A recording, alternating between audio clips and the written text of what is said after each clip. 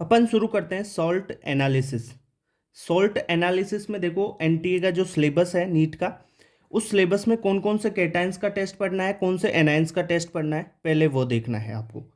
जो ये कैटायंस दे रखे हैं आपके सिलेबस में और ये एनायंस दे रखे हैं। पहले अपन एनायंस को पढ़ेंगे आराम से, फिर कैटायंस को पढ़ेंगे। ठीक है, इनके सारे टेस्ट वगैरह सब कुछ पढ़ लेंगे।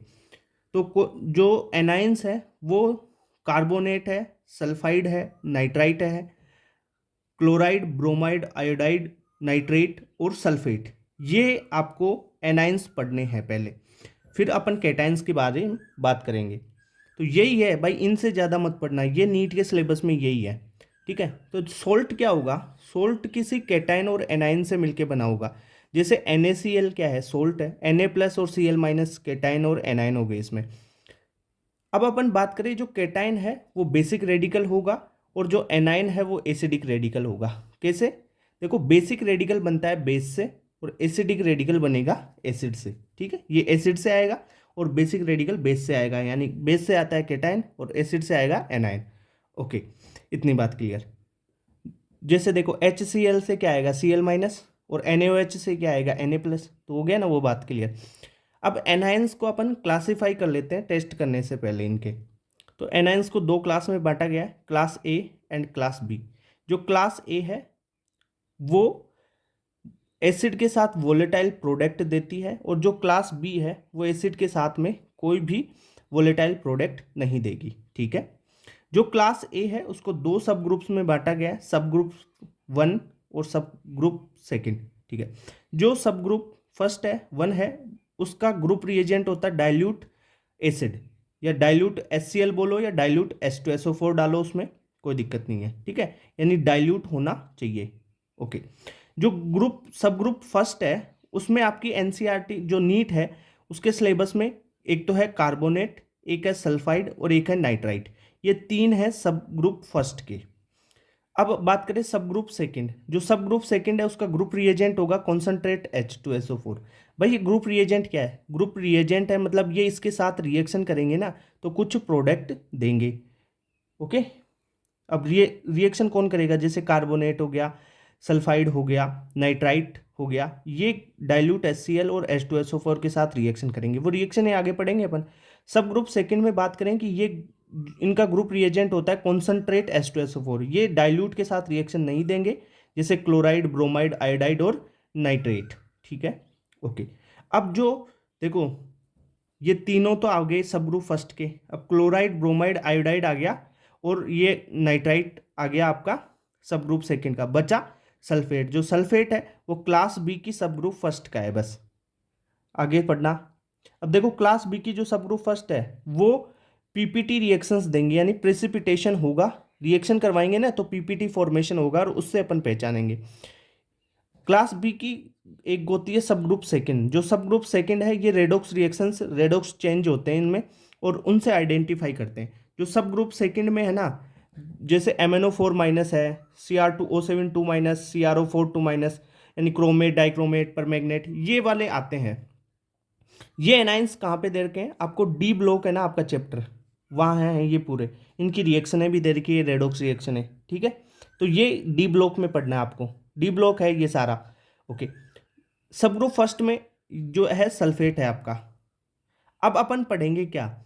जो ये एनाइंस है ना, उनका सबसे पहले तो दो प्रकार के टेस्ट करने होंगे और वो दोनों, एक तो आपको जो दोनों टेस्ट हैं उनके बारे में देखेंगे, फिर इनके जो सारी रिएक्शन है ना उनको एक साथ देखेंगे। ठीक है, अब अपन देखते हैं प्रीलिमिनरी टेस्ट। ठीक है, जो प्रीलिमिनरी टेस्ट होंगे और फिर इससे बाद में अपन देखेंगे कंफर्मेटरी टेस्ट। जो प्रीलिमिनरी टेस्ट होंगे इनसे बेसिक बेसिक कुछ आइडिया हो जाएगा, फिर उनको जो है आपके एनाइंस है उनको कंफर्म करने के लिए कुछ और रिएक्शनें करेंगे, वो कंफर्मेटरी टेस्ट में आएंगी। तो जो प्रीलिमिनरी टेस्ट है वो देखिए, अगर अपन देखें कार्बोनेट का तो CO3 2 माइनस। देखो एक चीज बात बता दूं आपको, देखो ये है ना, ये है कार्बोनेट, ये है सल्फाइड, ये है नाइट्राइट NO2 माइनस, और NO3 माइनस नाइट्रेट। देखो तुम्हें कंफ्यूजन, नाइट्रेट, नाइट्राइट, ध्यान रखना। ये है सल्फेट। इनके नाम तो बेसिक पता होने चाहिए, बेसिक चीज़ें बता रहा हूँ ये चीज़ें तो, है ना। अब मैं बाद में नहीं बताऊंगा कि ये कार्बोनेट है, ये सल्फाइड है, ठीक है। जैसे CO3 2- है, ये डाइल्यूट H2SO4 या डाइल्यूट HCl के साथ रिएक्शन करेगा तो CO2 गैस देगा, और जो CO2 गैस है वो ब्रिस्क इफरवेंस के साथ निकलेगी, बुदबुदाहट के साथ निकलेगी। जो CO2 गैस है वो है ना कलरलेस होती है, पहली बात, ऑडरलेस होती है, कोई भी उसमें ऑर्डर नहीं होता है। ओके, ऑर्डर का मतलब सुगंध है। H2- है, डाइल्यूट H2SO4 के साथ रिएक्शन करेगा तो इससे H2S गैस निकलेगी, और जो H2S गैस होती है ना ये रोटन एगलाई की स्मेल देती है, ठीक है, रोटन एगलाई की स्मेल देगी। ओके, अब NO2- की बात करें तो NO2- डाइल्यूट H2SO4 और या आप डाइल्यूट HCl, देखो ये ग्रुप रिएजेंट है, इनके ध्यान रखना। अभी बताया था ना सब ग्रुप फर्स्ट के क्या है, डाइल्यूट H2SO4 है, डाइल्यूट H2SO4 या HCl, कोई दोनों में से एक डाल लो आप, ठीक है, डाइल्यूट डालो पर। NO2- NO2 गैस देगा, और NO2 गैस क्या होती है, ब्राउन फ्यूम्स निकालेगी, ठीक है, NO2 गैस के। अब बात करें क्लोराइड, ब्रोमाइड और आयोडाइड की, इन ये है सब ग्रुप आपका जो सेकंड है उसमें आ जाएंगे। तो सब ग्रुप सेकंड में कॉन्सेंट्रेट आपको यूज करना पड़ता था, कॉन्सेंट्रेट H2SO4। अरे ये बताया था ना अभी ग्रुप रिएजेंट कॉन्सेंट्रेट H2SO4, और जो सब ग्रुप फर्स्ट है उसके लिए डाइल्यूट HCl या H2SO4। ओके, तो ये देखो अगर इसमें H2SO4 डाला तो ये HCl बनाएगा, और HCl की जो है वाइट फ्यूम्स निकलेगी। अगर इसे NH4OH के रोड अगर इसके पास में लेके जाएं तो उसके वाइट डेंस फ्यूम्स बन जाएंगी, डेंस वाइट फ्यूम्स बनेगी। ओके, Br- है, वो कॉन्सेंट्रेट H2SO4 के साथ रिएक्शन करेगी। देखो जो कॉन्सेंट्रेट H2SO4 है ना, डिहाइड्रेशन का भी काम करता है, ये ऑक्सीडेशन का भी काम करता है। तो जहाँ जो मर्जी होती है ना इसकी, मतलब जहाँ जितनी चलती है ना वैसे चला लेता है ये काम। डिहाइड्रेशन नहीं हो रहा तो ऑक्सीडेशन, ऑक्सीडेशन नहीं हो रहा तो डिहाइड्रेशन, ऐसे सब कुछ कर लेता है ये। तो देखो Br- को कन्वर्ट कर देगा Br2 में, यहाँ पे ऑक्सीडेशन कर दिया इसका। तो ये जो Br2 है उसकी ब्राउन वेपर्स होती है, आयोडाइड को आयोडीन में कन्वर्ट कर देगा, और आयोडीन की वॉयलेट वेपर होती है, ठीक है। NO3- है, NO3- कॉन्सेंट्रेट H2SO4 के साथ रिएक्शन करके NO2 गैस देगा, और NO2 गैस ब्राउन होती है, ब्राउन फ्यूम्स के साथ। पर सर इसमें भी NO2- में भी NO2 गैस निकल रही थी, ठीक है सर, आगे करो। जो NO2 गैस है उसको H2O में डालो, वाटर में डालोगे तो क्या होगा, ये NO और HNO3 में कन्वर्ट हो जाएगी, ठीक है। ओके, और NO और HNO3 कलरलेस होती है, ये चीज आपको पता होनी चाहिए। ओके, एक चीज देखो, जो कुछ बेसिक कॉन्सेप्ट है ना वो बता देता हूं। जैसे CO2 है, CO2 में लाइम वाटर डालते हैं अपन। CO2 में क्या डाला, लाइम वाटर डाला।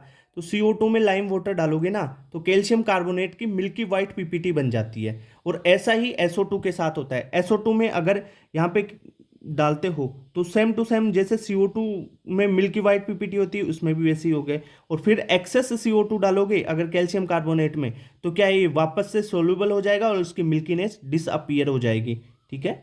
तो इसका कैल्शियम हाइड्रोजन कार्बोनेट वाला सॉल्यूशन ये बन गया, ठीक है। ये क्लियर सॉल्यूशन होता है क्योंकि यहाँ पे मिल्कीनेस है ना, वो एक्सेस CO2 डालने पर गायब हो जाती है। ओके, इतनी बात क्लियर होगी, ठीक है। SO2 के साथ सेम प्रोसेस होता है, या बेराइटा वाटर वगैरह वो लेंगे तो भी काम वही होगा। एक चीज और देख लो, जो CO2 है वो K2Cr2O7 के साथ रिएक्शन करेगा क्या, भाई ये ऑक्सीडाइजिंग एजेंट है। तो ये क्या करेगा, कार्बन को अपनी हायर ऑक्सीडेशन स्टेट में ले जाएगा, पर कार्बन की तो मैक्सिमम 4 होती है ना, तो ये आगे नहीं जाना चाहेगा, तो ये इसके साथ रिएक्शन नहीं करेगा। SO2 है, SO2 में देखो सल्फर +4 में है, K2Cr2O7 के साथ रिएक्शन करेगा क्या, हाँ कर लेगा, क्योंकि सल्फर +6 तक जा सकता है, तो ये +6 में गया, ठीक है।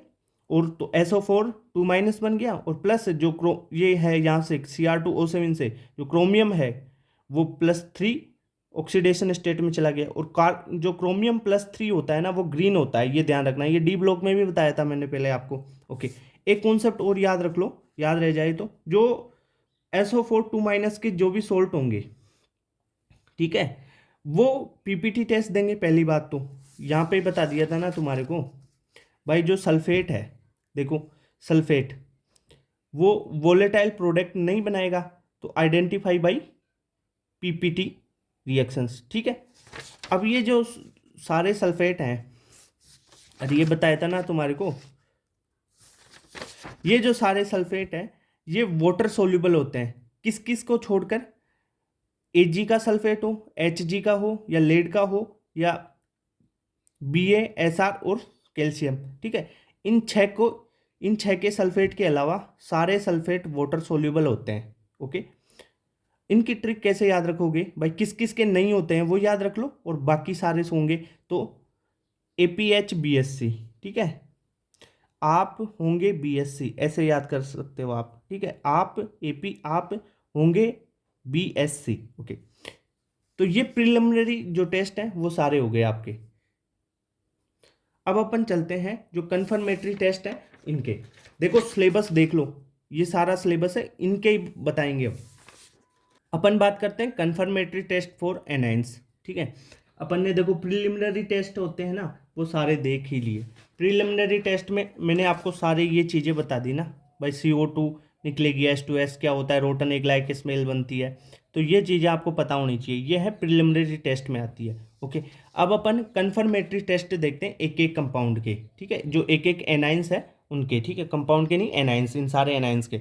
ओके, सबसे पहले देखो एनाइन का अगर कन्फर्मेटरी टेस्ट करना है तो आपको एक LS सॉल्यूशन बनाना पड़ता है, ठीक है। लेसाने सॉल्यूशन, या जिसे सोडियम कार्बोनेट एक्सट्रैक्ट बोलते हैं, उसका फॉर्मेशन का थोड़ा बेसिक पता होना चाहिए। आप जो सोल्ट आप लोगे उसको लो, उसमें 3 पार्ट्स, यानी 1 पार्ट तो सोल्ट का लो, 3 पार्ट्स आप लोगे Na2CO3 के, ठीक है।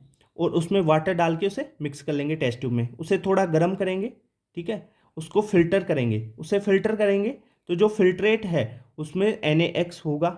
क्यों होगा NaX?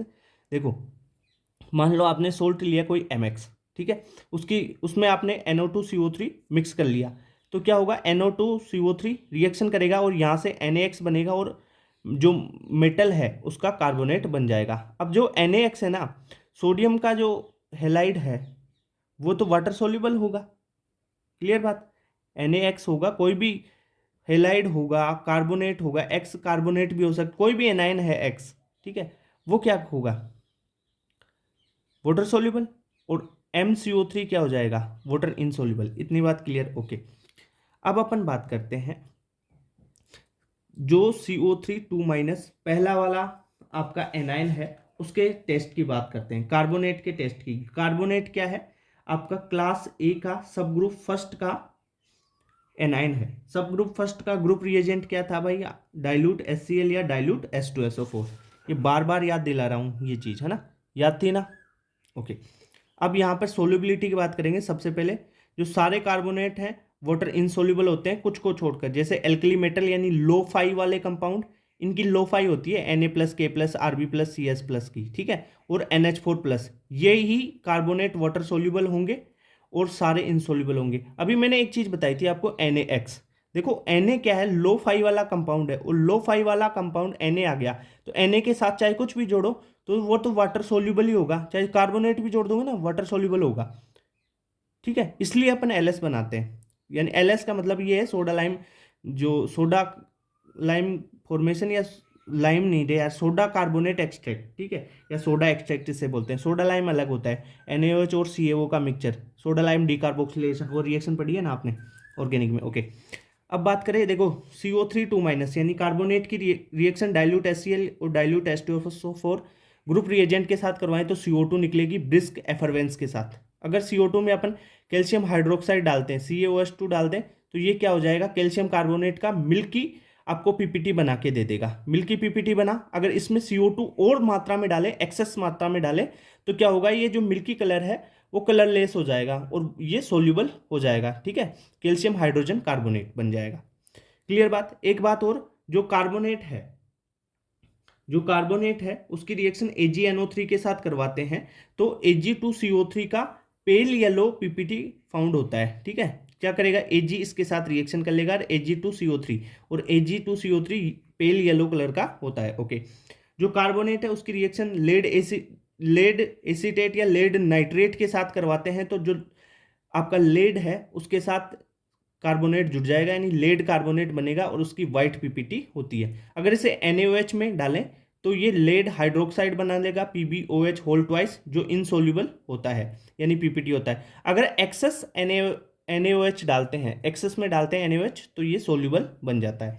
इतनी बात क्लियर हो गई। एक टेस्ट और ध्यान रख लेना, ये इतना इंपॉर्टेंट तो नहीं है कि कार्बोनेट की अगर HgCl2 के साथ रिएक्शन करवाए ना तो रेड ब्राउन पीपीटी मिलती है, बस ऐसा याद रख लेना। तो ये कंपाउंड वंपाउंड याद नहीं रखना क्योंकि यहाँ से जनरल इक्वेशन नहीं आता है, ठीक है। जनरल मेन चीज़ ये है, ये वाली रिएक्शन तो याद होनी ही चाहिए आपको। ओके चलो, अब अपन चलते हैं टेस्ट सल्फाइड का टेस्ट पढ़ते हैं। सल्फाइड के टेस्ट में सबसे पहले सोल्यूबिलिटी देखो, जो सारे सल्फाइड होते हैं ना वो इनसोल्यूबल होंगे, किस किस को छोड़ के, alkali metal, alkali earth metal और NH4 प्लस को छोड़ के, ठीक है, सारे इनसोल्यूबल होंगे। ओके, जो सल्फाइड है अगर डाइल्यूट H2SO4 में डालोगे तो H2S गैस बनाएगा जो रोटन एग की स्मेल देती है, ठीक है। अब अगर इस H2S गैस में आप जो लेड का एसीटेट डाल दोगे तो PbS बन जाएगा, Pb और यहाँ से S ले लेगा तो PbS बन जाएगा, PbS की ब्लैक पीपीटी होती है। अगर कैडमियम का एसीटेट डालोगे तो कैडमियम जो सल्फाइड है वो येलो पीपीटी देगा। अगर HgNO3 डालोगे, ठीक है, तो यहाँ से क्या होगा, HgS बन जाएगा और HgS ब्लैक पीपीटी देता है। और जो HgS है ना वो इनसोल्यूबल होता है HCl और HNO3 में, इतनी बात क्लियर। ओके, अब अपन बात करें जो H2 माइनस है, सल्फाइड है, वो एक रिड्यूसिंग एजेंट की तरह भी काम करता है। अगर इसे Cr2O7 2 माइनस के साथ में और एसिडिक मीडियम में रिएक्शन करवाते हैं तो क्या होता है, देखो Cr2O7 2 माइनस का ऑरेंज कलर होता है ना, तो ये क्या करेगा, इस क्रोमियम को, यहाँ पर क्रोमियम कौन सी ऑक्सीडेशन स्टेट में है, देखो यहाँ पे है +6 में, ठीक है, 14 2 माइनस 12 और भाई 2 तो 6 हो गया, तो 6 से 3 में भेज रहा है, ठीक है, +6 से +3 में भेज दिया। और +3 में क्रोमियम ग्रीन कलर का होता है, ये पहले बता चुका मैं, ठीक है। आगे बात करते हैं MnO4 माइनस की, एसिडिक मीडियम में रिएक्शन करवाते हैं, MnO4 माइनस है ना वो पर्पल कलर का होता है। अगर ये सल्फाइड के साथ रिएक्शन करता है तो सल्फाइड MnO4 माइनस को Mn2 प्लस में कन्वर्ट कर देगा। अब देखो यहाँ पर क्या हुआ, ये +7 में है, +7 से +2 में गया और ये कलरलेस होगा, यानी पर्पल कलर से कलरलेस हो गया, ऑरेंज से ग्रीन हो गया। ये दो रिएक्शनें पता चल गई। अब देखो इसकी एक स्पेशल रिएक्शन है, इंपॉर्टेंट है, क्वेश्चन लगभग यहाँ से ही आता है। जो सल्फाइड है वो सोडियम नाइट्रोप्रोसाइड का फॉर्मूला होता है Na2FeCN5NO। अब यहां पर देखो NO जीरो ऑक्सीडेशन स्टेट में नहीं है, +1 में है, ध्यान रखना, ठीक है। ये रेड ब्राउन कलर का होता है। अगर इस रेड ब्राउन कलर के SNP के साथ यानी सोडियम नाइट्रोप्रोसाइड के साथ आप सल्फाइड की रिएक्शन करवाते हो तो सोडियम थायोनाइट्रोप्रोसाइड बन जाता है, ठीक है, NOS का फॉर्मेशन होगा, ठीक है, Na4FeCN5NOS, ठीक है, NOS यानी सोडियम थायो बन जाएगा। ओके, तो देखो ये वॉयलेट कलर का होगा, यानी SNP का कलर था रेड ब्राउन कलर, इससे क्या कन्वर्ट हो गया वॉयलेट कलर में, STNP मतलब सोडियम थायोनाइट्रोप्रोसाइड, याद रख लेना। ओके, तो ये हो गई सल्फाइड की रिएक्शन।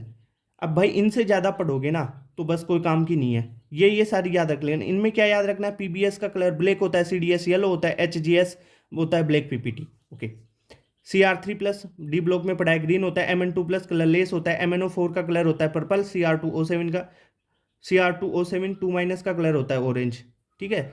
SNP का कलर होता है क्या, रेड ब्राउन, और STNP यानी सोडियम थायोनाइट्रोप्रोसाइड का वॉयलेट कलर होता है।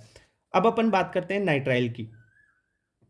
नाइट्राइल है NO2 माइनस, इसकी सोल्यूबिलिटी की बात करें तो सारे नाइट्राइल्स होते हैं वाटर सोल्यूबल, किस किस को छोड़कर, AgNO2 को छोड़कर, ठीक है, AgNO2 को छोड़कर सारे वाटर सोल्यूबल होंगे। अब NO2 माइनस को अपन ने डाला, इसका ग्रुप रिएजेंट क्या था, डाइल्यूट H2SO4, डाइल्यूट H2SO4 इस पे डालेंगे तो NO2 की ब्राउन वेपर्स बन गई, ठीक है। ये तो एक टेस्ट हो गया। दूसरा टेस्ट, अगर NO2 के साथ अपन आयोडीन डाल दें और स्टार्च सॉल्यूशन कुछ एसिडिक मीडियम डालें यानी CH3 एसिटिक एसिड डाल दिया तो ये क्या करेगा, आपको ब्लू कलर दे देगा। ब्लू कलर कैसे देगा, जैसे NO2 माइनस है वो Ki के साथ रिएक्शन करेगा और I2 देगा। अब ये जो I2 है इसमें डाला अपन ने स्टार्च और एसिटिक एसिड, तो ये ब्लू कलर में कन्वर्ट कर देगा। ओके, यहाँ पर ब्लू कलर देगा, तो ये टेस्ट हो गया NO2 माइनस नाइट्राइल का। अब नाइट्राइल का ब्राउन रिंग टेस्ट वगैरह ये अपन भी वो भी देखने वाले हैं, ठीक है। तो इसके बाद में अपन देखते हैं, देखो NO2 माइनस के और टेस्ट। NO2 माइनस K2Cr2O7 के साथ में रिएक्शन देगा, क्या देगा, NO2 माइनस K2Cr2O7 को क्या कन्वर्ट कर देगा, Cr3 प्लस में, पहले भी बताया था ये चीज़, मैं आपको सल्फाइड में भी बताई थी मैंने। क्या बताई थी देखो, सेम टू सेम चीज़ बताई थी, Cr2O7 2 माइनस और MnO4 की। ठीक है, Cr2O7 2 माइनस वही है, K2Cr2O7 है, वही बात है, Cr3 प्लस में ग्रीन। ओके, और KMnO4 को जो पर्पल कलर का होता है उसको Mn2 प्लस में ये कलरलेस होता है। अगर Br2 जो ब्रोमीन डालें अगर इस पे, तो ये Br माइनस में इसको कन्वर्ट कर देगा। ओके, यानी क्या कर रहा है, ये रिडक्शन कर दिया ना इसका। भाई NO2 क्या कर रहा है, Br2 को Br माइनस में रिडक्शन कर रहा है, KMnO4 का Mn2 प्लस में रिडक्शन कर रहा है, Cr2O7 2 माइनस को Cr3 प्लस में रिडक्शन कर रहा है। क्लियर बात? ओके, इनके कलर पहले बता चुका।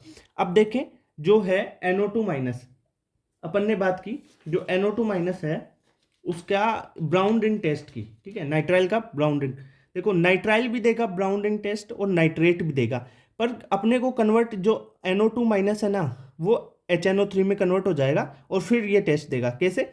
जैसे NO2 माइनस है, एक्वस मीडियम में अपन ने लिया, इस पे डाला अपन ने डाइल्यूट H2SO4 या आप डाइल्यूट HCl भी डालते हो, ज़्यादातर डाइल्यूट H2SO4 डाला जाता है। ठीक है, रिएक्शन करवाने के लिए। फिर अगर डाइल्यूट H2SO4 HN जो NO2 माइनस है इसके साथ रिएक्शन करके HNO2 देगा, और HNO2 क्या होता है, अनस्टेबल होगा। HNO2 यहाँ पर अनस्टेबल बनेगा, ये झट से टूट जाएगा किसमें, HNO3 प्लस NO में। ठीक है, HNO3 क्या होगा, HNO3 पर अपन ने FeSO4 का सॉल्यूशन डाला। भाई FeSO4 डालेंगे टेस्ट करने के लिए, FeSO4 डालेंगे तो क्या होगा, FeSO4 एक रिड्यूसिंग एजेंट का काम करेगा और HNO3 को NO में कन्वर्ट कर देगा। अब NO पर फिर फ्रेशली प्रिपेयर्ड FeSO4 का सॉल्यूशन डालेंगे, तब ब्राउन रिंग कॉम्प्लेक्स बनेगा। या आप डायरेक्ट याद रख सकते हैं, HNO3 पे आपने क्या डाला, FeSO4 डाला, तो इससे ब्राउन रिंग कॉम्प्लेक्स बन गया। ब्राउन रिंग कॉम्प्लेक्स क्या होता है, FeS2O होल 5S2 होते हैं और NO होता है यहाँ पे +1 में। ध्यान रखना +1 में, 0 में नहीं होगा, यहाँ पे आयरन के साथ में क्या होगा, +1 में होगा। इतनी बात क्लियर? ओके, अब अपन बात करें आगे नाइट्रेट की। ये तो ब्राउन रिंग टेस्ट कैसे बना, ब्राउन रिंग बन जाती है ऐसे, देखो टेस्ट ट्यूब बना, इसमें ऊपर यहाँ पर ब्राउन रिंग का फॉर्मेशन हो जाता है ऐसे, ये हो गया ब्राउन रिंग टेस्ट। आपको क्या याद रखना है इसमें, NO2 माइनस डाइल्यूट H2SO4 के साथ रिएक्शन करेगा, HNO3 बनाएगा, HNO3 से FeSO4 डालेंगे इसमें, तो ये कंपाउंड बन जाएगा, इसे ही ब्राउन रिंग कॉम्प्लेक्स बोलते हैं। ओके, अब अपन बात करें नाइट्रेट की। जो नाइट्रेट है उसकी सोल्यूबिलिटी की बात करें तो सारे नाइट्रेट सोल्यूबल होते हैं, सारे नाइट्रेट सोल्यूबल होते हैं। नाइट्रेट है आपका ग्रुप सेकंड का रिएजेंट। अब ग्रुप सेकंड का रिएजेंट है कैसे पता, अरे भाई बार बार बताऊं क्या, क्या बताया, देखो ग्रुप फर्स्ट में कार्बोनेट आ गया आपका, सल्फेट आ गया और नाइट्राइट आ गया। ग्रुप सेकंड में क्या आ गया, ये देख लो, ClBr और ये आपका नाइट्रेट। अब जो नाइट्रेट है वो डाइल्यूट H2SO4 के साथ रिएक्शन नहीं देगा, क्योंकि ये ग्रुप सेकंड का है, तो कॉन्सेंट्रेट H2SO4 के साथ रिएक्शन देगा और NO2 गैस निकालेगा। ठीक है, अगर इस NO2 गैस में कॉपर के टुकड़े डाल दें तो जो NO2 गैस ब्राउन रंग की होती है ना, तो इसकी इंटेंसिटी बहुत ज़्यादा हो जाएगी, यानी ब्राउन रंग की इंटेंसिटी, ज़्यादा इंटेंसिटी से जो NO2 गैस है वो निकलने लग जाएगी। इतनी बात क्लियर? अब अपन बात करें जो NO3 माइनस है, यानी आपका नाइट्रेट है, उसकी एसिडिक मीडियम में दें तो HNO3 बनाएगा। ठीक है, और ये HNO3 बन गया तो भाई वही ब्राउन रिंग टेस्ट हो जाएगा यहाँ से। तो वही जैसे अपन ने यहाँ पर किया था ना ब्राउन रिंग टेस्ट, इसमें NO2 माइनस में, वैसे NO3 माइनस में हो जाएगा। NO3 माइनस में FeSO4 डाला, वही रिड्यूसिंग एजेंट का काम करेगा, NO में कन्वर्ट करेगा और NO प्लस बन जाएगा FeSO4 होल थ्राइस। जो ये काम का नहीं है, NO क्या करेगा, NO पे आपने डाला FeSO4 और फ्रेशली प्रिपेयर्ड H2O का मतलब है H2O में NO FeSO4 घोल के उसमें डाल दिया NO वाले कंपाउंड में। ठीक है, टेस्ट ट्यूब में, तो आपको FeS2O होल 5NOSO4 मिल जाएगा, यानी ये ही ब्राउन रिंग कॉम्प्लेक्स है।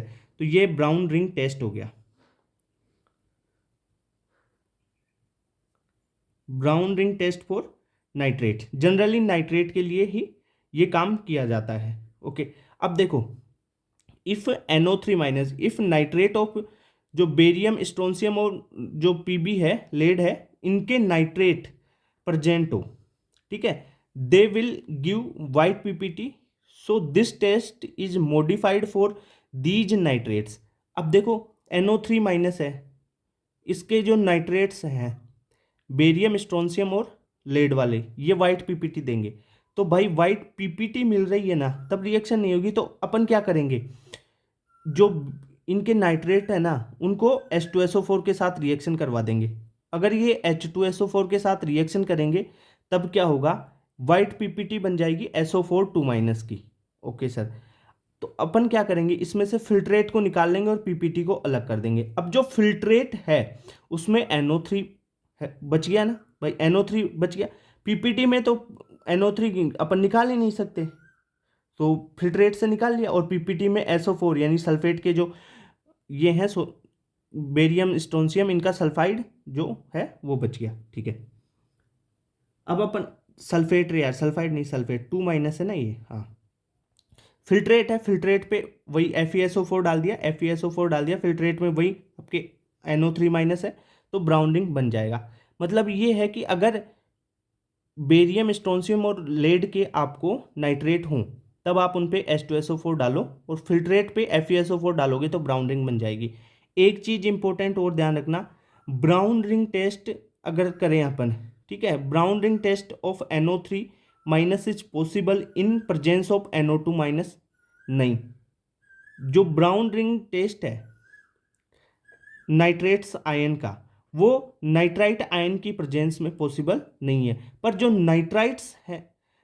नाइट्राइट है NO2 माइनस, उनका टेस्ट आप NO3 माइनस की प्रेजेंस में करवा सकते हो। ठीक है, ये बात क्लियर हुई? ओके।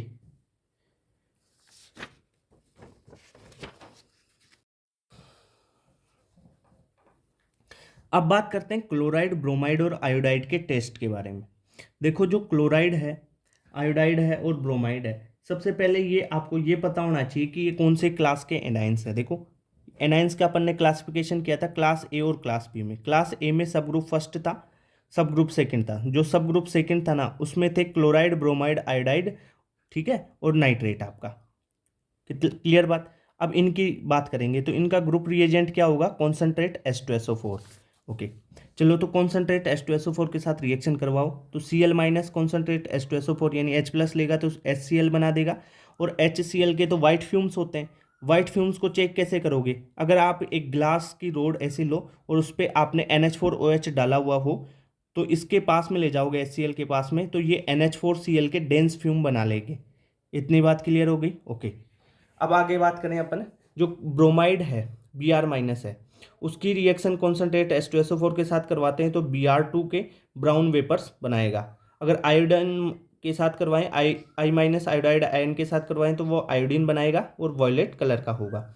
अब देखो, जो HCl है ना, यहाँ से Cl माइनस होगा, Cl माइनस की रिएक्शन MnO2 के साथ करवाएं तो क्या होगा, Cl माइनस के MnO2 क्या करेगा, MnO2 एक ऑक्सीडाइजिंग एजेंट है जो Cl माइनस को Cl2 में कन्वर्ट कर देगा। और Cl2 का कलर क्या होता है, ग्रीनिश येलो कलर होता है, याद कर लेना, क्वेश्चन आता है। Cl2 का ग्रीनिश येलो कलर होता है।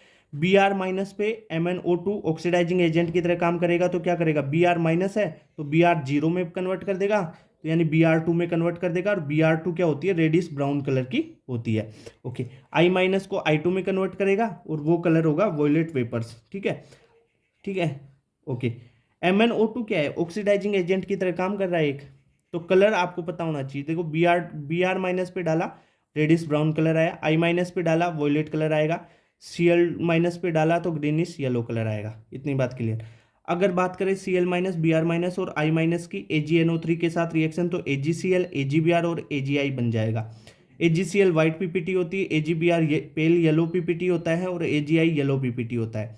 जो वाइट पीपीटी है ना AgCl का वाइट पीपीटी है, वो Cn माइनस और H2O3 माइनस और NH3 तीनों में सोल्यूबल होता है। पर जो AgBr है ना, वो Cn माइनस और H2O3 माइनस में जनरली आराम से सोल्यूबल हो जाएगा, पर जो NH3 है ना, उसमें पार्शियली सोल्यूबल होता है। ठीक है, और AgI तो भाई NH3 में सोल्यूबल ही नहीं होगा, ये Cn माइनस और H2O माइनस में तो H2O3 माइनस में तो सोल्यूबल हो जाएगा, पर जो NH3 है उसमें इनसोल्यूबल रहेगा। इतनी बात क्लियर? ओके। अब ये सोल्यूबिलिटी से रिलेटेड एक चीज़ और देख लो, AgF, AgCl, AgBr और AgI की बात करते हैं। जैसे जैसे टॉप टू बॉटम जाते हैं कोवेलेंट करेक्टर बढ़ेंगे, सबको पता है, सिंपल। ठीक है, अरे कोवेलेंट करेक्टर और जो फाई है उसमें रिलेशन बताया था ना मैंने, वही है। तो कोवेलेंट करेक्टर बढ़ेंगे तो इनकी जो वाटर के प्रति सोल्यूबिलिटी है पोलर सॉल्वेंट में वो डिक्रीज होगी, तो AgI कम सोल्यूबल होगा और AgF ज़्यादा सोल्यूबल होगा। क्लियर बात? ओके। अब अपन बात करते हैं क्लोराइड, ब्रोमाइड और आयोडाइड की लेड के साथ रिएक्शन, लेड नाइट्रेट के साथ करवा लो। तो ये क्या करेंगे, PbCl2, PbBr2 और PbI2 बना देंगे। और जो है PbCl2 और PbBr2 तो वाइट पीपीटी होते हैं, पर जो PbI2 है आयोडीन वाला सोल्ट, ये येलो पीपीटी देता है। ठीक है। और एक चीज़ और ध्यान रखना, जैसे जैसे आप टॉप टू बॉटम जाते हैं, मतलब PbCl2, PbBr2 और PbI2 इन तीनों की बात कर रहा हूँ, तो जो PbCl2 है वो हल्के से गर्म पानी में सोल्यूबल होता है, पर जो PbBr2 जैसे जैसे नीचे आ रहे हो, PbBr2 थोड़े गर्म पानी में सोल्यूबल होगा ज़्यादा में, और जो PbI2 है ना वो तो बॉइलिंग वाटर में, उबलते हुए पानी में, खोलते हुए पानी में सोल्यूबल होता है। तो ये चीज़ पता चल गई, देख लो एक बार सारा।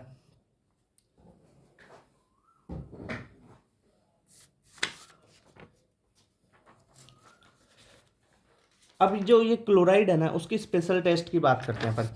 ठीक है, special test for chloride minus. ठीक है, जो क्लोराइड है उसके लिए क्रोमिल क्लोराइड टेस्ट सबसे इंपॉर्टेंट है, बहुत इंपॉर्टेंट है, क्वेश्चन आएगा तो यहीं से आएगा। ठीक है, जो क्रोमिल क्लोराइड टेस्ट है वो आयोनिक क्लोराइड्स के द्वारा दिया जाता है, यानी आयोनिक क्लोराइड होंगे या जिनके पास आयोनिक करेक्टर ज़्यादा है वो ही ये टेस्ट परफॉर्म करेंगे। ठीक है, जो कोवेलेंट कंपाउंड है या कोवेलेंट क्लोराइड है वो ये रिएक्शन क्रोमिल क्लोराइड टेस्ट नहीं देते हैं। जैसे AgCl, Hg2Cl2 और SnCl4 ये टेस्ट नहीं देंगे क्योंकि इसमें कोवेलेंट करेक्टर ज़्यादा है। क्लोराइड तो है पर कोवेलेंट करेक्टर ज़्यादा होने की वजह से ये तीनों टेस्ट नहीं देंगे। CH2Cl2, CHCl3 और CCl4 ये कोवेलेंट है, ये भी टेस्ट नहीं देंगे। तो ध्यान रखना, chromyl chloride test ionic chloride ही देंगे, ये वाले नहीं देंगे, ये याद रख लो, ये वाले नहीं देंगे, Ag, Hg और SnCl4।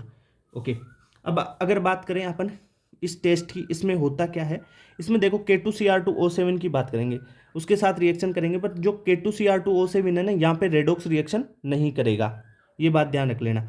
जो Cl माइनस है वो सॉलिड K2Cr2O7 के साथ रिएक्शन करो, सॉलिड के साथ करवा रहे हैं, no redox reaction, redox reaction नहीं करवानी है। कॉन्सेंट्रेट H2SO4 डाला तो यहाँ पे क्रोमिल क्लोराइड बनता है, क्रोमिल क्लोराइड होता है CrO2Cl2। ठीक है, और एक रिएक्शन और बताई थी ना मैंने तुम्हारे को, इटार्ड रिएक्शन, वहाँ पे इटार्ड रिएक्शन में टोलुइन से क्या बन जाता है आपका बेंजल्डिहाइड, ऐसा बताया था ना। अभी बताऊँ क्या, देखो CrO2Cl2 का एक काम और बता देता हूँ, ऑर्गेनिक से रिलेटेड कर लेते हैं। CrO2Cl2 और यहाँ पे CCl4 या CH2 कुछ डालते हैं ना, तो क्या बनेगा, एक इंटरमीडिएट बनता है। क्या इंटरमीडिएट बनेगा, CHOCr, यहाँ पे OH, 2 Cl लगे हुए होंगे होल ट्वाइस। ठीक है, इस पे आप वाटर डालो, H3O+ डालोगे तो क्या क्या बना के देगा अपने को, ये बना के देगा, यहाँ से एल्डिहाइड का कन्वर्ट कर देगा CHO में। ठीक है, CHO आपका बन जाएगा। इतनी बात क्लियर। ये है इटार्ड, इटार्ड रिएक्शन, इसमें भी ये क्रोमिल क्लोराइड यूज होता है। ओके, अब बात करें जो क्रोमिल क्लोराइड है ये रेड ब्राउन कलर का होता है। अब इसमें NaOH के साथ रिएक्शन कराओ तो क्या बनेगा, Na2CrO4, और ये येलोइश सॉल्यूशन होता है। Na2CrO4 की दो रिएक्शन होगी, देखो अगर लेड के एसीटेट के साथ में और एसिटिक एसिड। अब इसमें एसिटिक एसिड क्यों डाला सर, क्योंकि अपन ने यहाँ पर NaOH डाला है, तो ये क्या हुआ, बेसिक हो गया सॉल्यूशन। इस सॉल्यूशन को पहले तो अपन CH3COOH एसिटिक एसिड डाल के न्यूट्रल कर लेंगे और फिर लेड एसीटेट डाल देंगे, तो PbCrO4 का येलो पीपीटी आपको मिल जाएगा। ये हो गया पहला टेस्ट। ठीक है, दूसरा, अगर इसमें आप हाइड्रोजन पेरोक्साइड के साथ में H2SO4 और एमाइल अल्कोहल डाल दोगे तो ये जो CrO4 है, जो बटरफ्लाई लाइक स्ट्रक्चर बनती है, आपने रेडॉक्स रिएक्शन में ये पढ़ा होगा कि इसकी ऑक्सीडेशन स्टेट 6 होती है, CrO5 ब्लू कलर का। ठीक है, ये सॉल्यूशन आपको मिल जाएगा। क्लियर बात। तो ये हो गया क्रोमिल क्लोराइड टेस्ट। इसमें क्या करना था, आयोनिक क्लोराइड देंगे Cl- K2Cr2O7 के साथ रिएक्शन करके क्रोमाइल क्लोराइड बना देगा, जो रेड ब्राउन कलर का होता है, इसमें NaOH बेस डाला, बेस डालने पर येलो सॉल्यूशन बना। इस येलो सॉल्यूशन को पहले तो न्यूट्रल करेंगे और फिर लेड एसीटेट डाल देंगे, तो लेड का CrO4 बन जाएगा।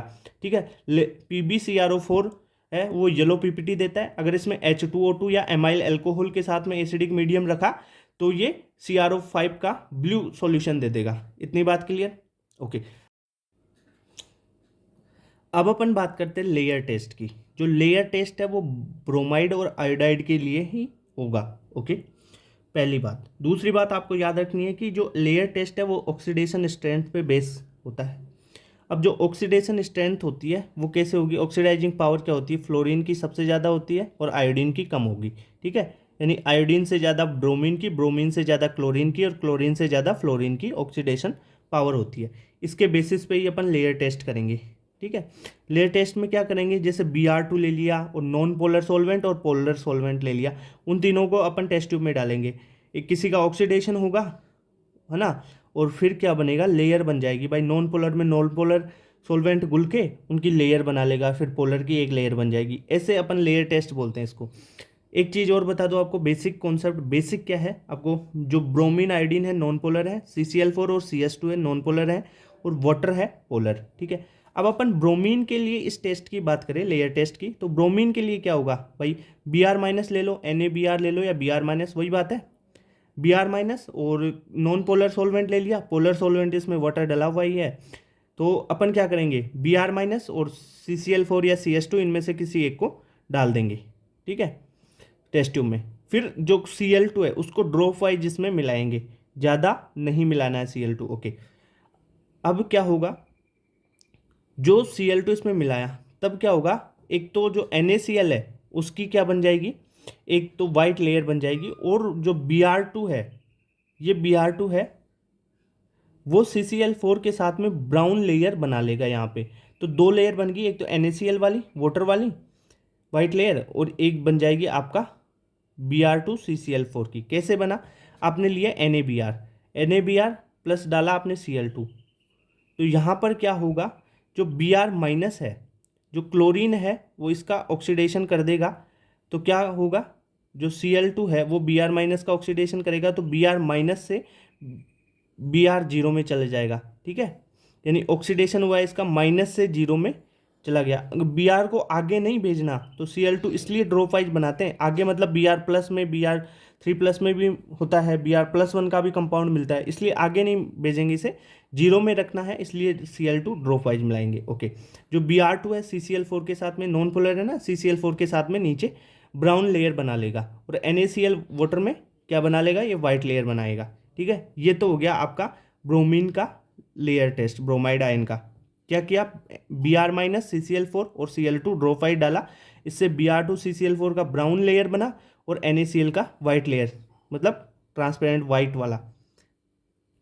ओके, आगे बात करेंगे अपन, जो लेयर टेस्ट है किसके लिए, इस आयोडीन के लिए बात करते हैं। लेयर टेस्ट फॉर I2 के लिए, I2 और वही CCl4 डाला या CS2 डाला, Cl2 को ड्रॉप वाइज इसमें मिलाएंगे, तो क्या होगा, आप मिलाओगे तो NaCl का तो कुछ वाइट लेयर बनेगा, और I- है ना, आयोडीन का I2 है, नॉन पोलर है, CCl4 और इनके साथ रुकेगा, तो ये वॉयलेट कलर की एक लेयर बन जाएगी। क्लियर बात?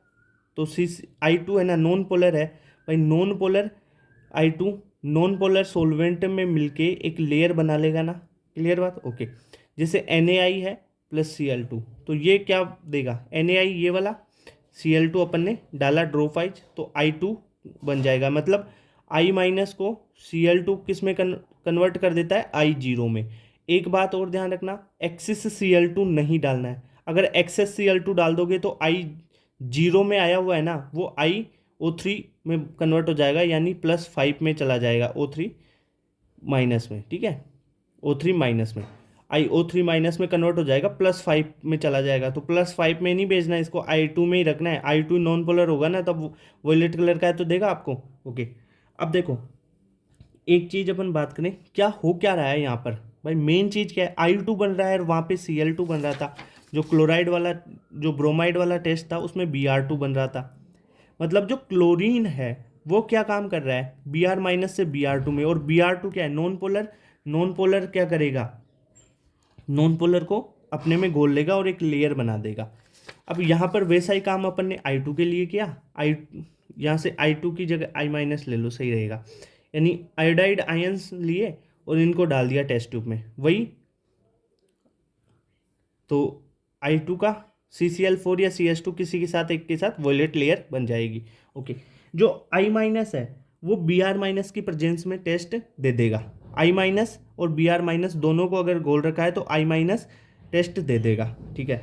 बट जो Br- है वो I- की प्रेजेंस में टेस्ट नहीं देगा, क्योंकि I- है ना, I- पहले टेस्ट देगा। क्यों, क्या इसमें हो क्या रहा है, जो Cl2 है जो टॉप टू बॉटम जैसे अपन नीचे जा रहे हैं, मैंने क्या बोला था कि ऑक्सीडेशन पावर पे काम कर रहा है। तो देखो ऑक्सीडेशन पावर किसकी ज़्यादा है, F2Cl2 Br2 I2 की, ठीक है। जो ऊपर वाले हैं वो नीचे वाले को ऑक्सीडाइज कर सकते हैं, पर नीचे वाला ऑक्सीडाइज ऊपर वाले को ऑक्सीडाइज नहीं कर पाएगा, यही तो बात है। तो यहाँ पर अपन ने क्या किया, जो ऊपर वाला है वो जैसे ऊपर Cl2 आ रहा है, I नीचे आ रहा है, तो ये इसको ऑक्सीडाइज कर दिया, यानी माइनस से जीरो में ले गया। तो ये था पूरा आपको लेयर टेस्ट का काम। अब इसमें आपको इतना सा याद रखना है, क्या याद रखना है, लेयर टेस्ट ब्रोमाइड और आयोडाइड के लिए होता है, ऑक्सीडाइजिंग पावर पे काम करता है, ठीक है। ये रिएक्शन पहली वाली, ये रिएक्शन और कलर Br2 ब्राउन कलर का लेयर बना लेगा। और दूसरा इसमें क्या काम याद रखना है, I2 वॉयलेट कलर का लेयर बना लेगा, और ये रिएक्शन, ठीक है। और ये इंपॉर्टेंट बात ये आपको याद रखनी है भाई, I- Br- की प्रेजेंस में टेस्ट दे देगा, पर Br- I- की प्रेजेंस में टेस्ट नहीं देगा, क्योंकि I- पहले टेस्ट फर्स्ट I- देगा, फिर उसके बाद में Br- देता है। तो Br- को देने ही नहीं देगा टेस्ट, खुद का ही कलर डाल देगा I- वॉयलेट। ओके, कुछ आयोडीन के स्पेशल टेस्ट हैं, जैसे I- को HgCl2 के साथ रिएक्शन करवाएं तो Hgi2 बनेगा, और ये स्कारलेट रेड पीपीटी बना देता है। अगर इसकी एक्सेस Ki के साथ रिएक्शन करवाएं तो आपको K2HgI4 का सॉल्यूशन मिलता है, ठीक है। और K2HgI4 का अगर एल्कलाइन सॉल्यूशन होता है ना, बेसिक मीडियम वाला सॉल्यूशन, उसको नेचुरल रिएजेंट बोलते हैं, इसको नहीं। अगर एसिडिक है उसको नहीं बोलेंगे, बेसिक मीडियम वाला सॉल्यूशन होना चाहिए K2HgI4 का, उसे नेचुरल रिएजेंट बोलते हैं। ओके, I- की अगर CuSO4 के साथ रिएक्शन करवाएं तो Cu2I2 का वाइट पीपीटी वाइट सॉल्यूशन बनेगा, और I2 है ना, I2 वो बन जाएगा। अब यहाँ पर अपन ने आयोडीन तो ले ही रखा है, जो I2 है ना वो उस आयोडीन के साथ रिएक्शन करके I3- बना लेता है, और I3- है ना जो ब्राउन कलर का होता है। अब एक बात सुनो, ये एक ही टेस्ट ट्यूब में है, दोनों दोनों एक ही टेस्ट ट्यूब में, एक का तो व्हाइट कलर आ रहा है, एक का ब्राउन कलर। अगर आप व्हाइट कलर में कोई दूसरा कलर मिलाओगे ना तो वही कलर आता है, जैसे व्हाइट है उसमें ग्रीन मिलाओगे तो ग्रीन आएगा, व्हाइट में ब्लैक मिलाओगे तो ब्लैक कलर आ जाएगा व्हाइट का। व्हाइट अपना कलर देगा ही नहीं ना, व्हाइट में अगर आपने ये ब्राउन कलर मिला दिया तो ओवरऑल ब्राउन कलर का ही तो हो गया सॉल्यूशन, ठीक है। तो ऐसा जो इनका सॉल्यूशन है वो टोटल ब्राउन कलर का आपको मिलता है, पर ब्राउन कलर किसका होता है एक्चुअली में, I3- आयंस का। ये बात क्लियर हो गई। ओके, तो ये क्लोराइड ब्रोमाइड आयोडाइड के सारे टेस्ट हो गए। अब एक ही टेस्ट बचा अपना, वो अपन कर लेते हैं।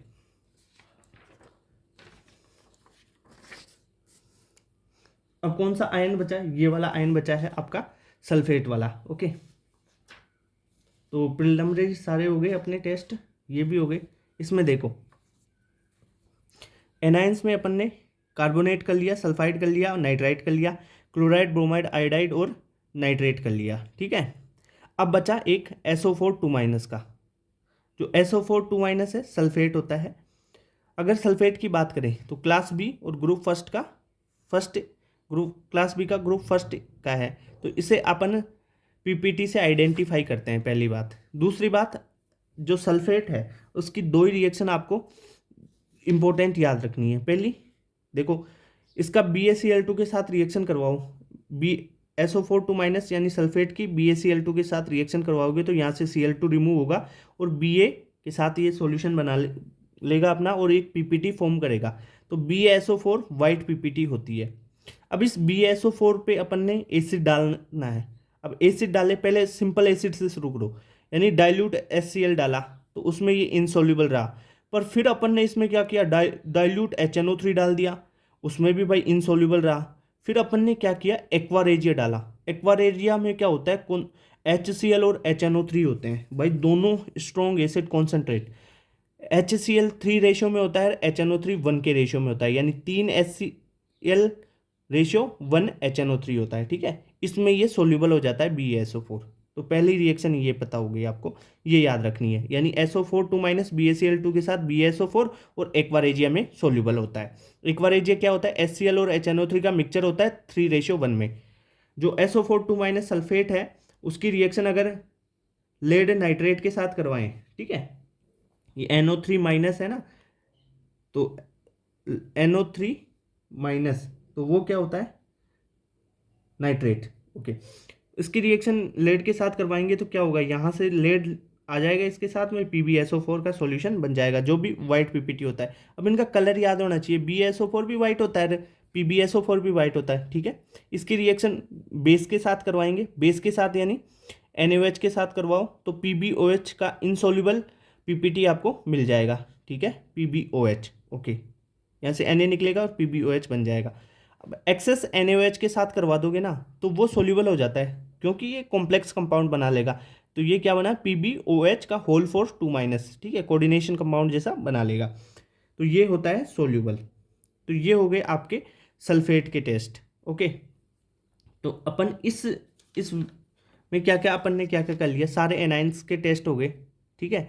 तो इस वीडियो को यहीं तक रखते हैं। अब जो सेकंड पार्ट आएगा ना उसमें सारे केटाइंस के टेस्ट बता दूंगा मैं, ठीक है। एनाइंस सारे हो गए यहाँ पे सारे एनाइंस हो गए, देखो कार्बोनेट भी हो गया, सल्फाइड भी हो गया, नाइट्राइट, क्लोराइड, ब्रोमाइड, आयोडाइड और नाइट्रेट और सल्फेट भी हो गया, ठीक है। सारी चीज़ें हो गई, इनकी टेस्ट वगैरह इनसे ज़्यादा नहीं पढ़ना, सिलेबस में मैंने बताया ना वो सारी चीज़ें हैं, ठीक है। अब नेक्स्ट वीडियो में अपन केटाइंस के बारे में करेंगे, केटाइंस का तो छोटा ही है, ओके।